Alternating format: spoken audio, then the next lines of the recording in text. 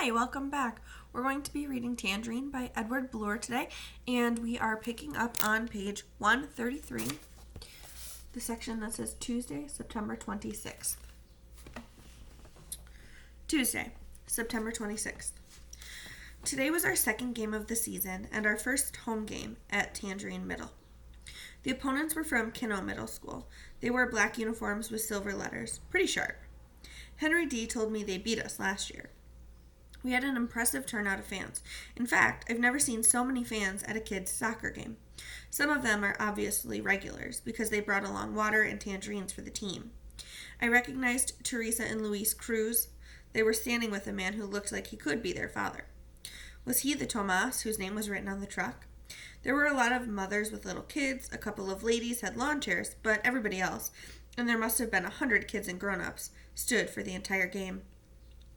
I saw Chandra talking to a lady, and I overheard somebody say, "That's Chandra's mother with her." That got me wondering, why isn't my mother here? Or my father? They could be watching this game. So could Joey's parents. If we were playing football, they'd all be here. We were all more relaxed before this game, except for Victor. He was already talking trash to some of the Kinno players, reminding them about something that had happened last year. They were giving it right back to him, saying stuff like, "Hey, Guzman, why are you on the girls' team? Couldn't you make the boys' team?" We started with the same lineup, with me on the sidelines. This time, though, I was standing next to Joey. He's now wearing number 19 for the War Eagles. The referee was clearly a cut above the last one we had. A Kinno defender took Maya down in the penalty area, and he blew the whistle right away. Maya drilled the penalty kick upper right into the net, and we were up 1-0 in the first minute. But these were not the Palmetto Whippoorwills. They had a good offense, they were fast, and they knew how to move the ball. Chandra was very busy in the goal. She looked sharp out there, really on her game. That's what I think when I watch Chandra in goal. How sharp she looks, how big she looks, like one of those American gladiators. What must people think when they see me in goal? How small I look, how goofy I look in my goggles? Dolly and Mano sandwiched a guy in front of our goal and got whistled for it. Penalty kick. Chandra never got a hand on the ball, and it was suddenly 1-1. I wouldn't have gotten a hand on it either. At least, I don't think I would have. Standing on the sideline for this game was a pleasure after that awful time we had at Palmetto. These are two teams who know how to play soccer. Some highlights. Maya stopped on a dime and passed the ball back to Tino, who drove it into the goal. Then they came back and scored. Henry D. lifted a beautiful corner kick into Victor, who leaped up and headed it into the goal. Then they came back and scored. At halftime, it was 3-3, and there hadn't been one fight. We all gathered in a circle on the sideline to eat our tangerines. The coach said "good game" to a couple of players, then spent the rest of her time talking to Chandra about the 3 goals, how she shouldn't think any more about them, how she should adjust for the second half. Finally, she looked over at Victor. "Captain, do you have anything to say?" We all turned toward Victor, and we saw why he hadn't been talking or drawing any attention to himself. He had his hand pressed against his forehead, trying to stop a trickle of blood from running down his face. It was in the same spot where he had smacked heads with the Palmetto goalie. The head ball that he had put into the net must have reopened the cut because it sure was bleeding now. He said, "No, I got nothing to say here. I'll do my talking out there." But Betty Bright walked over and pulled his hand on from the cut. She shook her head and said, "Is your mother here today?" He snarled, "My mother? No, my mother's not here. What are you talking about?" "Tino, please ask your father if he'll drive Victor to the emergency room." She turned back to Victor. "I'm sorry, I should have had this stitched up when it happened. It's never going to heal like this. I hope Mr. Cruz can take you now." "No way! I'm not going to an emergency room. I got a game to play." The coach said, "Not this time, Victor. You get yourself together for the next game. We'll have to win this one without you." Then, without even thinking about it, she turned to me and said, "Paul Fisher, you're in for Victor." Victor continued to protest. "It's not even bleeding anymore." "Yes, it is bleeding. You should see your shirt." "I can play this half and then go." "You're already gone, Victor. Now deal with that." Victor looked at me for a few long seconds. Then he turned to address us all. "Who wants to win this game?" Everybody in the circle looked back at him, not knowing what to do. Victor shouted, "Do you want to win this game?" And we started yelling, "Yeah, yeah! Do you want to win this game? Yeah, yeah!" Victor reached out and fixed his clenched fist in the middle of the circle. We all leapt up and put our hands on his as he started to chant, "War Eagles, War Eagles!" We started moving our hands in unison, up and down, changing our chant into the frenzied cry of "War, War, War!" We opened the second half with fire in our eyes, even though we had me instead of Victor. This time, it was the defense that sparked the rally. They wouldn't let the Kino players cross the midfield line with the ball. Mono, Dolly, Hernando, they kept pounding the ball upfield to the strikers. Maya was getting the ball a lot, more than in the first half, and she was making things happen. She beat her defender to the outside and then crossed the ball to Tino, who scored the first goal of the half. We didn't celebrate. We came right back at them. Maya hit one in herself, a beautiful looping shot into the upper right corner of the goal. The Kino goaltender never even saw it coming. The defense got the ball upfield immediately. Maya dribbled right, and then 3 defenders went after her. She lobbed the ball back over their heads, and guess who was standing there, all alone in front of the goal? This time, I didn't stop to think. I kicked the ball as hard as I could. It glanced off the goalie's left hand and carried into the net. I had scored a goal. Had this ever happened before? I just stood there, staring at the net, until I realized that my teammates were hurrying to line up again. I was still trying to remember any time when I had ever scored a goal, when Maya got another one on a long cross pass from Nita. She raised her foot, knee-high, and smacked the ball right out of the air into the net. Suddenly, this tight game was a 7-3 blowout. The coach started sending in other subs. She sent Joey in for Hernando. She sent one of the 6th graders in for Maya, who got a loud ovation from the fans. The Kino players never recovered from that assault, although they did manage to move the ball into our end of the field. It turns out that Joey is a pretty terrible soccer player. They had no trouble beating him again and again.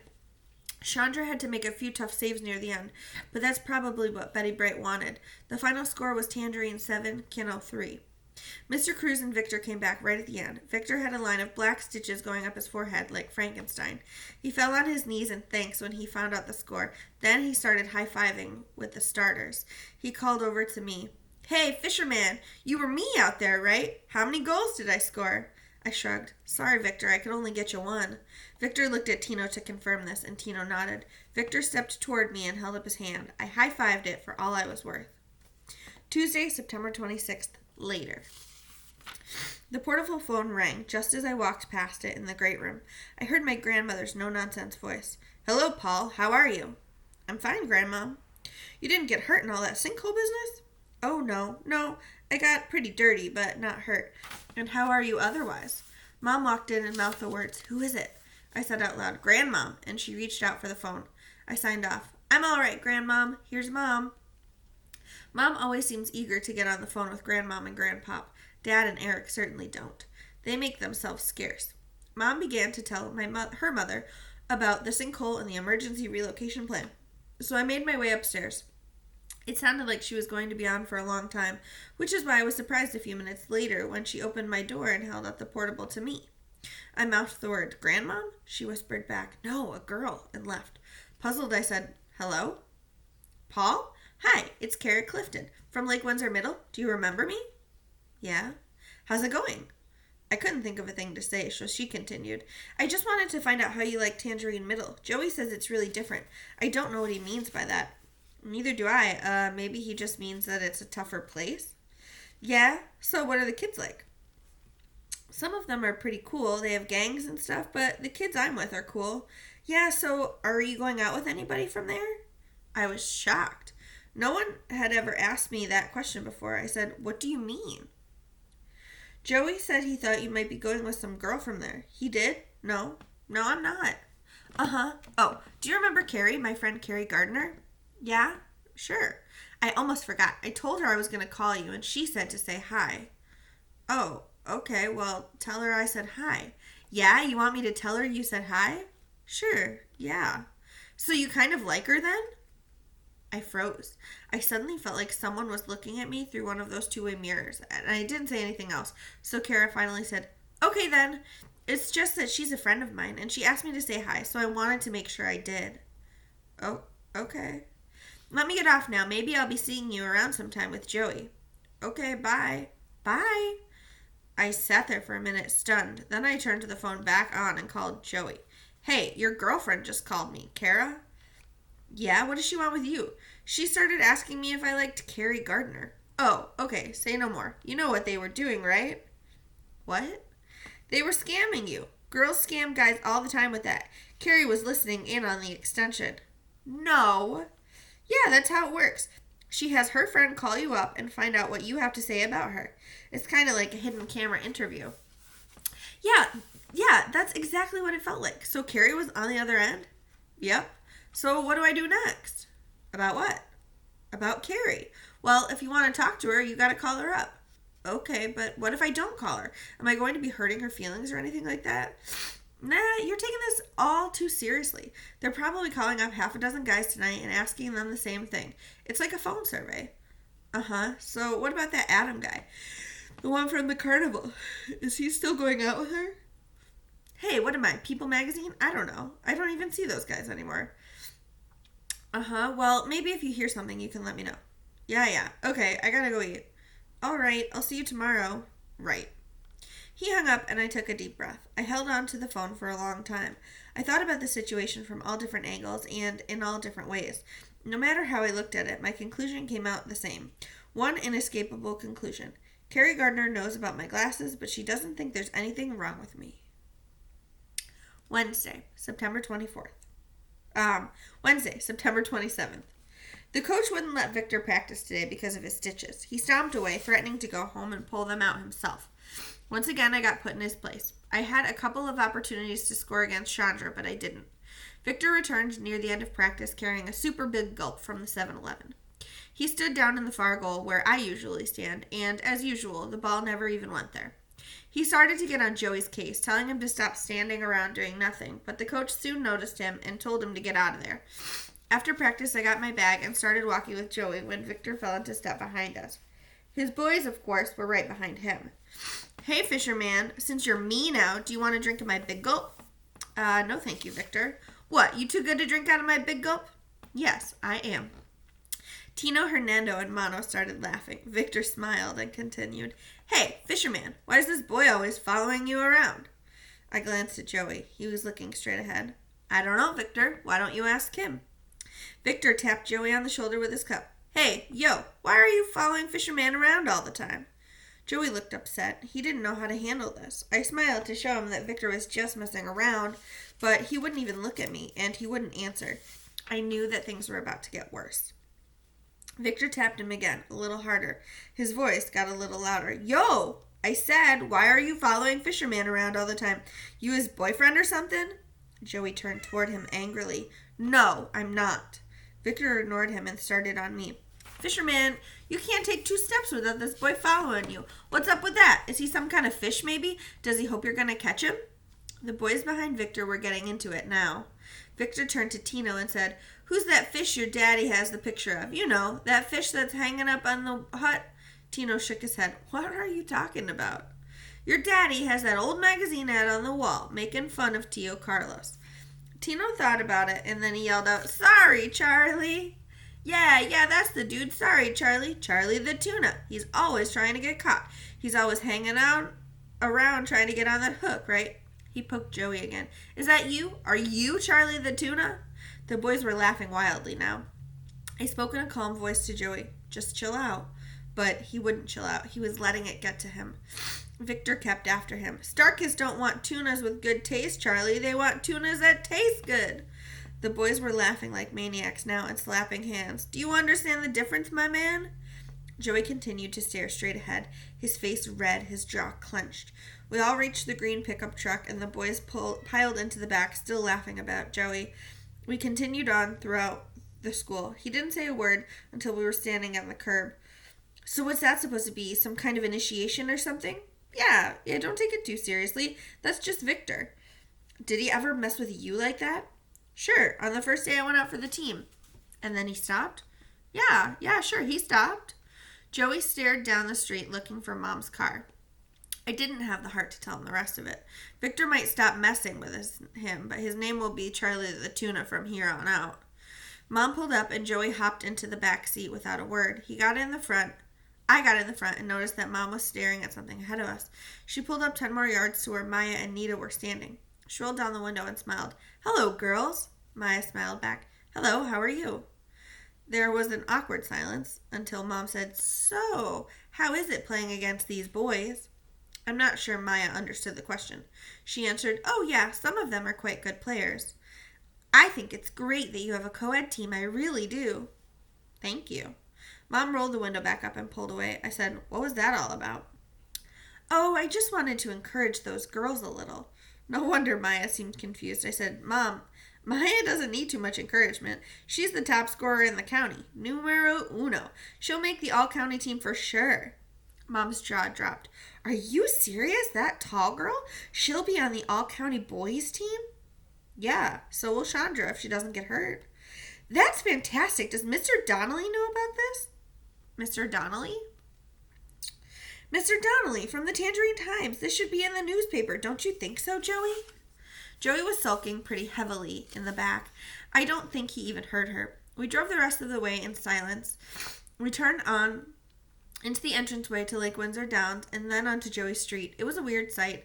The houses on either side of his were completely covered by huge, bright blue tents. They had signs posted all around them. Danger, poison gas. Mom tried to make eye contact with him in the rearview mirror. Joey, why are your neighbors getting their houses tented? They gotta get fumigated, he said. Fumigated for bugs. We've all got bugs. You all do? Your house, too? Yeah, the whole street, I think. What kind of bugs? I don't know. Roaches? Termites? So, are you getting one of those tents put over your house? Yeah, next week, I think. We pulled into Joey's driveway. I could see the tents better now. They were really big pieces of blue canvas tied together with ropes to hold in the poison fumes. Mom said, how long do you have to stay away when they fumigate? 2 days. Well, you're welcome to stay with us. You and Paul do everything else together. You may as well sleep together, right, Paul? I thought to myself, perfect, Mom. The perfect thing to say under the circumstances. Joey got that upset look on his face again. He muttered, I don't think so, and went inside. Mom turned to me. What's with him? Why wouldn't he want to come to our house? I shrugged and just said, I don't know. But of course I do know. Joey hasn't set foot in our house since the day he met up with Eric and Arthur. He will probably never set foot in it again. But Mom could never understand that. For Joey, our house may as well be covered with canvas and bound by ropes because it is filled with poison. Friday, September 29th. Joey didn't show up for practice yesterday, but someone else did. We had been loosening up for about 10 minutes. The starters, including Victor, were taking shots at Chandra in the goal. The subs, including me, were kicking a ball around in a circle. I looked over toward the bus lanes and saw a white van pulling in. It had 2 high-tech looking antennas on top. One on the back that looked like a corkscrew and one in the middle that swiveled. Anyway, this van kept driving right off the blacktop and over the grass toward our field. When I got closer, I could see that Tangerine Times was printed on the side. I suddenly got a sick feeling. Mom had actually done it. She had called Mr. Donnelly about our team, or at least about the girls on our team. The van pulled up next to Betty Bright's car, her 1967 yellow and white Mustang. A young guy with long hair and a big camera hanging around his neck jumped out of the driver's side.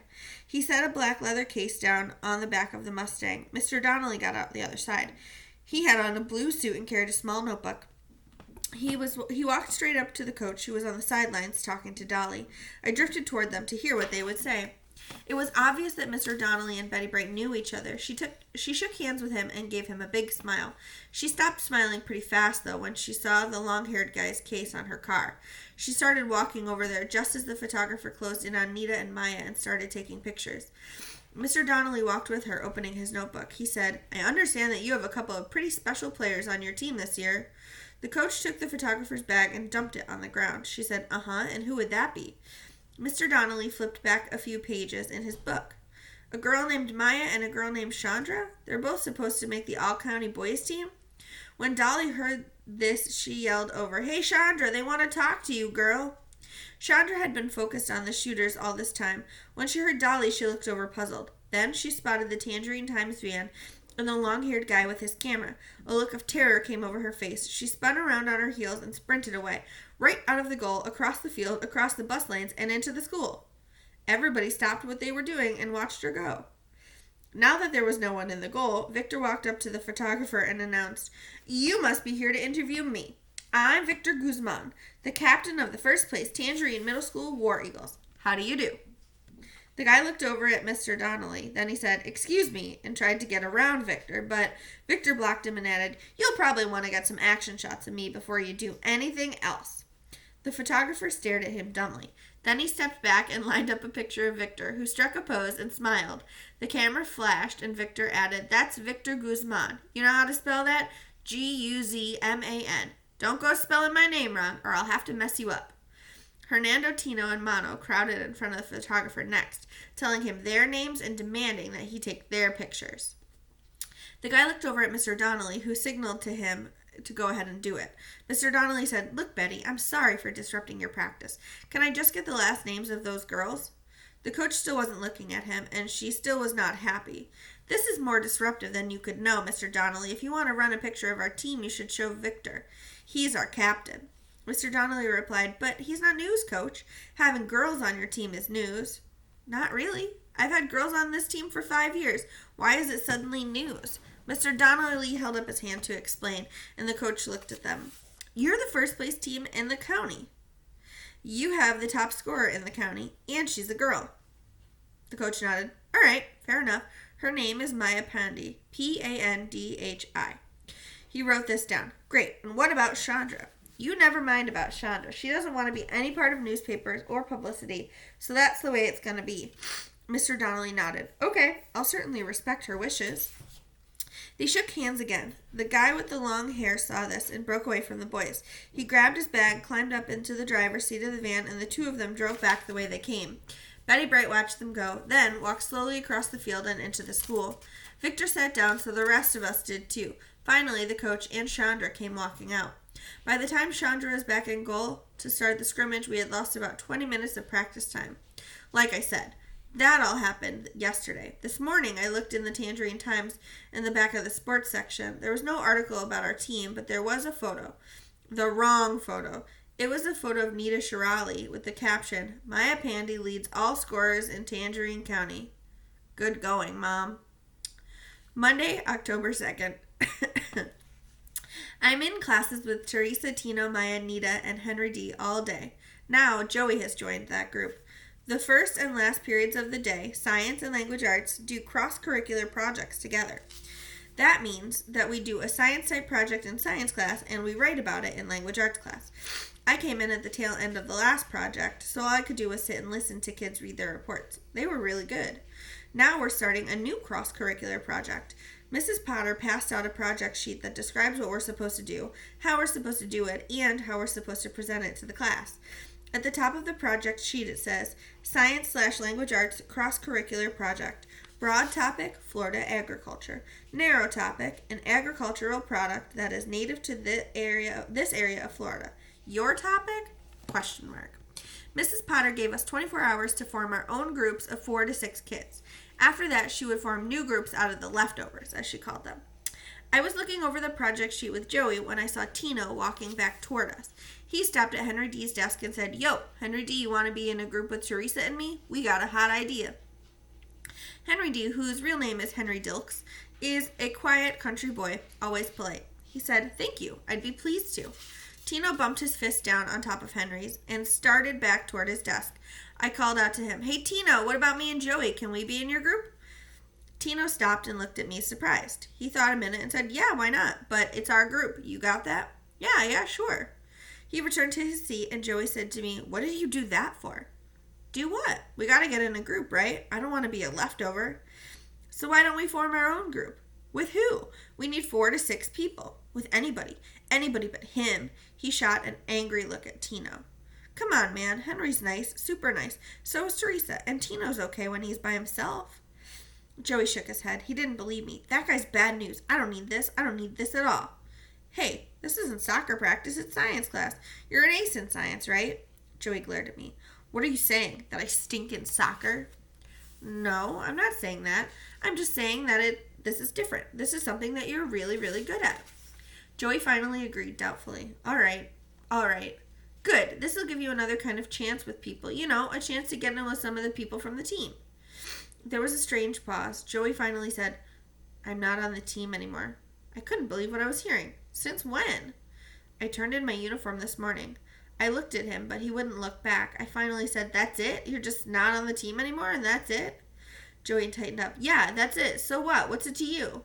"It's nothing to me. I just don't understand. I thought you wanted to play soccer." "Well, I don't. Not here anyway." He finally looked at me. "Not anywhere. I'm going to play football when I get to high school. You understand that?" I understood. I said, "Okay." And I was willing to leave it right there, but Joey wasn't. He was practically snarling now. "I can't believe I let you talk me into this," and he gestured around the room. "I let you talk me into coming to this dump. I suddenly became aware of the other kids around us as they went on. This place is like darkest Africa, like the Amazon jungle, like we're learning to live among the natives here. I took in the ugliness of Joey's words and I saw, for the first time, how different he was from me. Different parents, different friends, different brother. The speaker came on and the gong sounded. I had to say something, so I muttered, "I'm sorry you feel like that," and headed out without him into the crowded hallway. Tuesday, October 3rd. There's something I forgot to record here about Joey's first day at Tangerine Middle, or maybe I didn't forget. Maybe I just wanted to block it out, but after what he said yesterday, I can't. The scene came back to me today on the way home. It was last Monday. I was sitting in homeroom. Suddenly, Joey walked in and handed Miss Pollard a pass.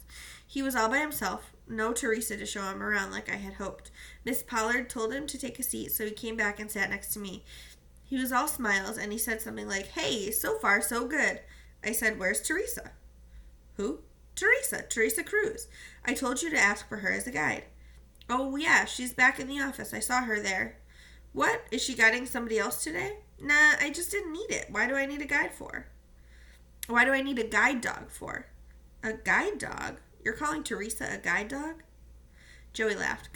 "Come on, man. Lighten up. What? Do you think she's good looking?" I thought about that. "Yeah, I guess I do." Joey still had that cocky smile plastered on his face. "Then you've been here too long." I couldn't believe what I was hearing. I just shook my head. I finally said, "I gotta tell you, you're coming in here with the wrong attitude." "Hey, what's the big deal? I got here okay without a guide, right?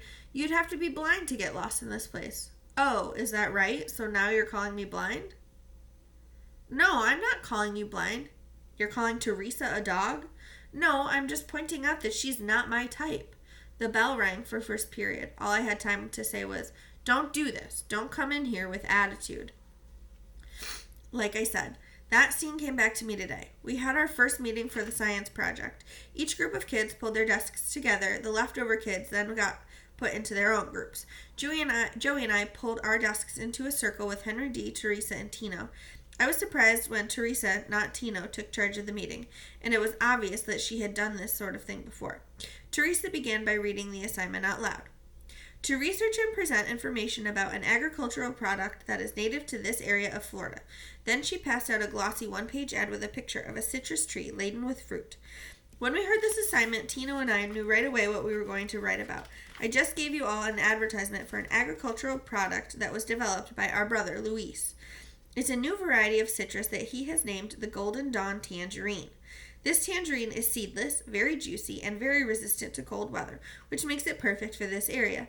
Luis thinks it could even return this area to its former prominence as the tangerine capital of the world. He just got it registered with the state this year as a new variety. Now he is starting to market it to citrus growers in Florida, California, and Mexico. So, our report is going to be called the Golden Dawn Tangerine. Teresa passed out sheets of paper that had our report title typed across the top. She said, "What we want to do today is divide up the research part of the project. Tino and I will concentrate on Luis's invention and what he had to do to register it with the state. Somebody else can do the history of the citrus industry in this area. Henry, we thought you could do that part. You know, when did citrus growing start here? What are the types of trees that grow best here? That kind of thing." Henry D. nodded and jotted something down. Then Teresa turned to me. "Somebody else could do basic research on what a tangerine is and how it is grown. We thought that you and your friend could handle that." I nodded. Teresa added, "Any questions?" Henry D. said, "Excuse me, how long did it take for your brother to invent this tangerine?" Tino answered, "His whole life. I can't remember a time when Luis wasn't working on this, and I don't know if Teresa made this clear or not, but it's like a really big deal. It's like inventing a new kind of medicine or something. Luis is going to be famous for doing this." Teresa said, "Luis is real interested in helping us, too. He'll answer questions, and he'll show us how it's all done. We figure we'll get all this research in, then we'll have an organizational meeting, probably with Luis. Then each group can write its section for the report and give it to me, and I'll type it all up." Joey interrupted her. "Just put it all on a disc and give it to me. I'll run it off on the laser jet at home." Teresa looked away. She seemed flustered. She said, "We don't have a computer. We use a typewriter." Tino snapped at him. "You got a problem with that, Tuna?" Joey stared him down. "No, I don't have a problem with that. I guess I got a problem with you." Yeah, you gonna have a big problem with me. Bigger than you know, chump. I felt like I had to head this off, so I said, come on, you guys, forget this. Shut up! Tino snarled, his eyes still locked on Joey's. Joey, I said, it's Tino's group, right? We agreed to that when we joined. Joey stood up and moved his desk back. He looked at me with disgust. You agreed to that. You agreed to anything. Not me. I'm joining another group. He started to drag his desk away, but he stopped and looked at Tino, adding sarcastically, not that your brother and his new type of banana aren't fascinating. Tino jumped up and lunged at him, but Joey was too fast. He leaned back and Tino flew past him, landing on the desks of the next group. Mrs. Potter was there before he could recover. She got a grip on Tino's arm and hustled him out into the hallway. Joey turned on me. This is how you get by here, right? You kiss up to these guys? You're scared of these guys? What are you talking about? I'm not scared. You're a gutless wonder, Fisher. You're afraid of girls. You're afraid of your own brother. Now you're afraid of these lowlifes. They treat you like a dog and you take it. Take it. You like it. You think they're your friends. Everyone's eyes were on Joey. He was red-faced and angry. Let me tell you something. You're bigger than this little punk. You know that? And I'm bigger than you. If he ever messes with me again, I don't care where he is. I'm going to punch him out. Mrs. Potter stepped back into the classroom and signaled for Joey to join her in the hall. He walked out and everybody's eyes turned to me. I had no clue what to do. I just stood there.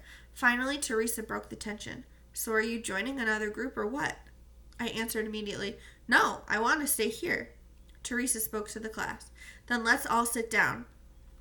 I spent the rest of the period staring at a blank piece of paper, trying to sort out what had happened. Joey came back at the end of the period and sat down with the leftover group behind me. Tino didn't come back at all. The word at practice was that he had been suspended for 3 days.